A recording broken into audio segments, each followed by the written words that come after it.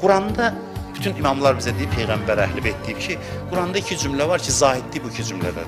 Buyurur ki, "Likeylə tə'sav alə ma fatakum və la təfrahu bima atakum." Əlindən gedən şeylər üçün təəssüflənmə, əlvə gələn şeylər üçün sevinmə. Buna deyirlər zahid. Bu iki cümlədir. Gələndə sevinsən, gedəndə kədərlənəcəksən. Bəs nəyə sevinək onda? Gələndə sevinmə, gedəndə. Nəyə sevinək? Özünə layiq səbəbdir sevinməyə. Sevincə insansan, özünə layiq səbəbdir. Bir dənə sizə söz deyim, bunu da yadda saxlayın. Allah bizim sevinməyimizi istəyir.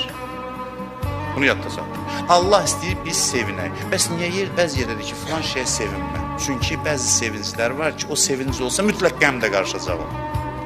Bunun gəlməyinin getməyi də var axı. Gəlməyinə sevinsən, getməyinə kədərlənəcəksən. Getməyinə kədərlənəcəksən deyə deyir sevinmə. Əsas sözü budur ki, kədərlənmə. Kədərlənmə. Çünki sevinəndə kədərlənəcəksən. Sevinmə deyir, deməli kədərə müqəddimədir deyə deyir sevinmə.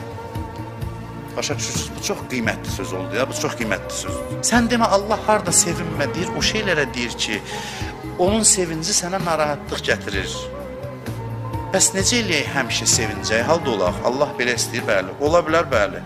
Sadədir, aradan getməyən şeylərə könül bağla ki, heç zaman getməsin, sevin, kef elə özün üçün. Kimin sən sevincindən nə işin var? Allah elə istəyirsən, hər an sevinəsən.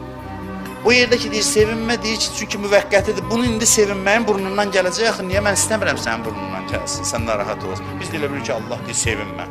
Əksinə, hədisdə var, Allah zahiddir, ona görə deyir insana ki, insanın qəlbi aram olsun, hazırlığı olsun ki, bir insanla danışmaq mümkün olsun.